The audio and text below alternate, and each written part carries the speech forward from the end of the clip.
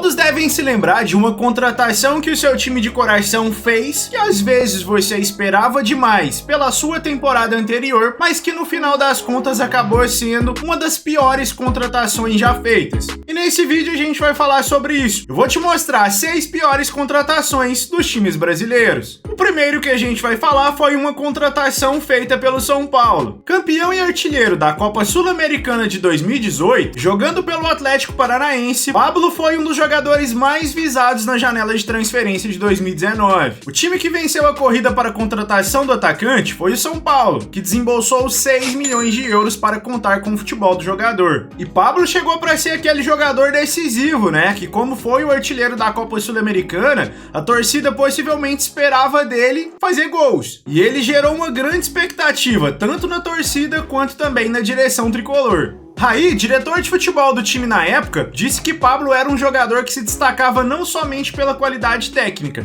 mas também pelo seu poder de decisão. E pra quem é São Paulino e acompanhou os jogos do tricolor, tá ligado que não foi isso que aconteceu. Essa grande expectativa teve um balde de água fria na primeira temporada. Pablo teve um ano onde enfrentou lesões e não conseguiu uma sequência de jogos. Em 2019, o atacante jogou apenas 30 partidas e fez 7 gols. E o pior de tudo, que com mesmo esse número tão baixo de 7 gols, o atacante foi o artilheiro do tricolor nesse ano, só pra você ter a noção de que fase vivia o ataque do São Paulo nessa época. E a torcida teve que esperar a temporada seguinte para ver o jogador recuperado de lesão e com 100% do seu futebol. O ano de 2020 seria o ponto de partida para um novo começo do atacante. Porém, em 2020 o jogador começou a ser bem questionado pela torcida. A falta de gols, tomada de decisões erradas, erros grotescos com a bola e gols perdidos de forma bizonha começaram a minar a paciência da torcida. Nesse ano, o Pablo conseguiu marcar 12 gols e dar 6 assistências. Porém, o péssimo desempenho fez com que a torcida criasse ali uma birra com o atleta. E isso ficaria ainda pior no ano seguinte. O jogo era uma partida de volta das quartas de finais da Libertadores, e o São Paulo enfrentava um de seus maiores rivais, o Palmeiras, dentro do Allianz Parque. O jogo de ida tinha ficado 1-1 no Morumbi,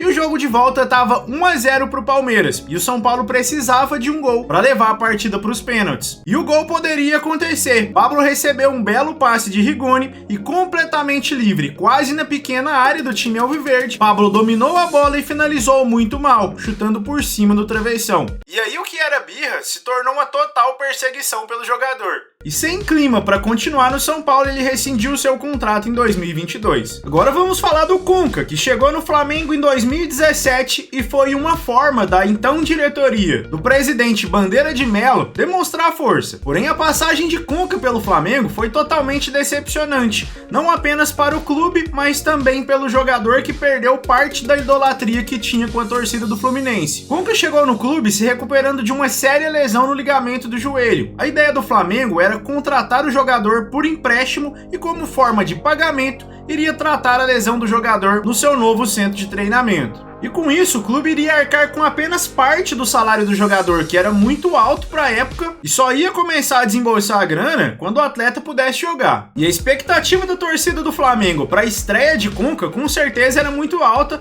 porque o jogador tinha em si um grande diferencial. Porém, ele demoraria pelo menos 5 meses para poder voltar aos gramados. Mesmo assim, a diretoria o inscreveu no Campeonato Carioca. E com isso, Conca conquistou seu primeiro e único título com o Flamengo, mesmo sem ter jogado nenhuma partida. Em maio daquele mesmo ano, o departamento médico liberou para estrear pelo clube, e a comissão técnica resolveu dar uma poupada no jogador com o discurso de que não colocaria pressa para evitar ali que o jogador jogasse muito rápido e consequentemente talvez retornasse com uma lesão, para que ele tivesse uma recuperação um pouco mais tranquila. E com isso eles resolveram que o Conca ia estrear apenas em junho. O clube então marcou um amistoso contra o Mesquita no dia 5 de junho. Conca participou por 47 minutos e era nítida a sua falta de ritmo de jogo. Na partida seguinte, contra o Avaí pelo Campeonato Brasileiro, ele finalmente foi relacionado, porém não entrou. E a sua estreia em jogos oficiais foi contra a Ponte Preta. Ele entrou no final do segundo tempo no lugar de Diego. No período que Conca esteve em campo, ele pouco produziu.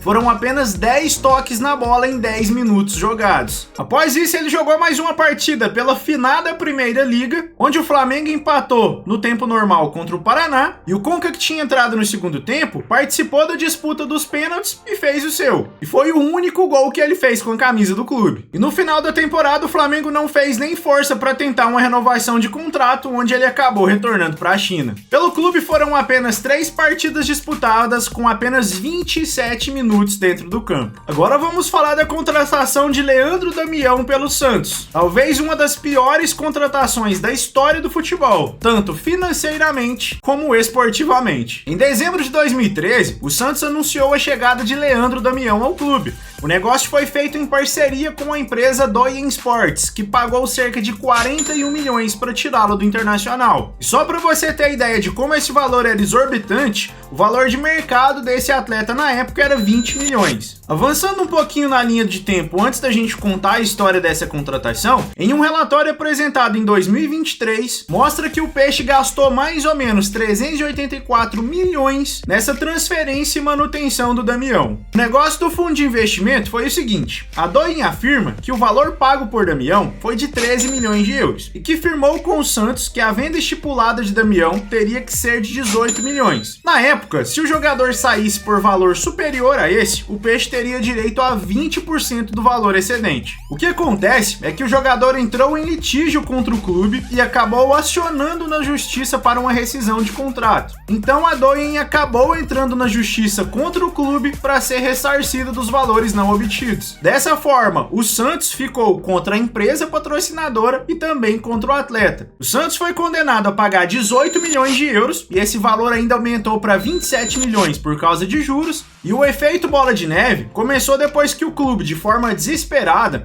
começou a ceder parte dos direitos dos seus atletas para poder cobrir o valor dessa dívida. Em 2019, teve um dos casos mais bizarros. O então presidente do clube, José Carlos Pérez, entrou em acordo com o fundo de investimento para parcelar a dívida, que estava em cerca de 15 milhões de euros. A dívida, então, foi parcelada em 3 vezes. O clube honrou com as 2 primeiras parcelas, mas deixou de pagar a última, e com isso a dívida voltou a ser novamente 15 milhões de euros. E esportivamente, Damião foi um verdadeiro fracasso pelo clube. Foram 44 partidas disputadas, 11 gols feitos, um caminhão de gols perdidos de forma bizonha e uma grande decepção para a torcida, para um atacante que chegou com a missão de substituir Neymar, que havia sido transferido para o Barcelona. E em entrevista recente, Damião chegou a falar que a sua passagem pelo Santos não foi tão boa porque o ambiente era muito conturbado e acabou atrapalhando sua passagem. Antes de te mostrar o novo jogador, eu quero te fazer uma pergunta. Você está inscrito no canal? Se ainda não, se inscreve se gostar do conteúdo e também ativa aí o sininho e deixa o seu gostei, que é muito importante para o nosso crescimento, fechou? Vocês com certeza já ouviram o termo Novo Messi, e assim era chamado De Federico, uma grande revelação do Huracan que foi vice-campeão do torneio Clausura de 2009. O jogador foi contratado pelo Corinthians por 10 milhões de reais no meio da temporada de 2009 e chegou com a responsabilidade de assumir a camisa 10 do clube em um elenco que estava sendo formado para disputar a Libertadores de 2010 e tinha Ronaldo Fenômeno como seu grande astro. De Federico fez sua estreia contra o São Paulo em setembro e teve uma apresentação bem discreta. O primeiro gol do jogador só saiu no final de outubro, em uma vitória de 1-0 sobre o Vitória no Barradão. E em novembro ele acabou fazendo um outro gol olímpico, só que dessa vez em uma derrota do Corinthians por 3-1 contra o Bahia. De Federico terminou o ano de 2009 em alta, com a torcida gerando bastante expectativa, porém o seu início de temporada foi decepcionante e o jogador acabou perdendo espaço no clube após a precoce eliminação nas oitavas da Libertadores. E no final da temporada, o atleta assinou um contrato de empréstimo com o Independente da Argentina e não voltou mais a vestir a camisa do Corinthians. Pelo clube foram 36 partidas, apenas 5 gols. Muito pouco para um jogador que foi um dos maiores investimentos do clube até então e com o apelido de Novo Messi. Essa com certeza todos acharam que ia dar certo. Vamos falar do Borja no Palmeiras. Sensação e artilheiro do Atlético Nacional, campeão da Libertadores de 2016 e eleito o Rei da América naquele mesmo ano. Borja foi a maior contratação da história do futebol brasileiro até aquele momento. A diretoria do Verdão na época, com o aporte financeiro da Crefisa, topou desembolsar 10 milhões e meio de dólares pela contratação do jogador. E o atleta chegou com uma gigante expectativa, principalmente por ter feito 4 gols em 2 jogos contra o São Paulo pelas semifinais da Libertadores de 2016. O Borja foi recepcionado com status de ídolo, ainda no aeroporto pela torcida do Verdão. A torcida nutria a esperança de que o atacante seria o substituto ideal para o Gabriel Jesus, que tinha acabado de ser vendido para o City. E o atacante começou com o pé direito. Logo nas 2 primeiras partidas, ele engatou logo 2 gols. Porém, no restante da temporada de 2017, ele caiu de rendimento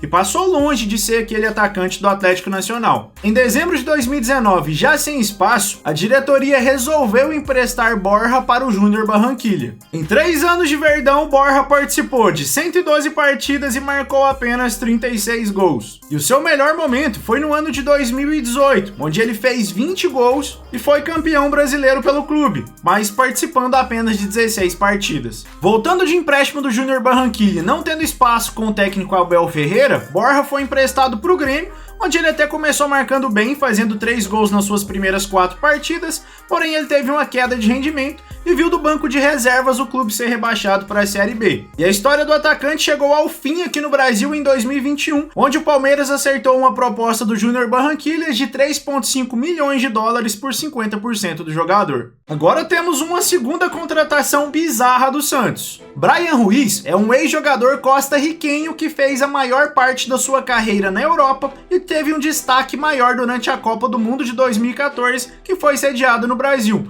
onde ele ajudou a sua seleção ser a surpresa da edição. Em julho de 2018, após a parada para a Copa do Mundo, o Santos assinou com o jogador um contrato de 2 anos. Bryan teve um começo bem discreto pelo clube, fazendo apenas 12 jogos pelo Campeonato Brasileiro daquele ano e tendo dado apenas 2 assistências. E tudo piorou na temporada seguinte com a chegada do técnico Sampaoli. Em 2019, o jogador sequer entrou em campo. Ele entrou em litígio com o treinador. Bryan não concordava com o ritmo de treino e com isso acabou sendo deixado de lado pelo técnico. O jogador então pediu para ser negociado, mas de acordo com o clube, sempre que aparecia algum time interessado, o atleta recuava. Em julho de 2020, o clube e o jogador entraram em consenso e decidiram pela rescisão de contrato. E em 2 anos de contrato, ele custou aos cofres do time da Vila Belmiro 12 milhões de reais. Apesar de não ter desembolsado nenhum valor com a sua chegada, o salário do atleta girava em torno de 500 mil reais. E só fazendo uma continha rápida para você entender como essa contratação foi ruim financeiramente, cada partida em que esse atleta entrou em campo equivale a mais ou menos 2 milhões e 600 mil reais. E o custo por minuto que ele participou dá mais ou menos 29 mil reais. Pô, eu queria essa grana para jogar só 14 partidas. E o pior de tudo é que em 2021 o Santos ainda foi condenado a pagar 6 milhões de reais por salários atrasados. Então esses são os 6 jogadores de pior contratação pelo futebol brasileiro. Você se lembra de algum outro?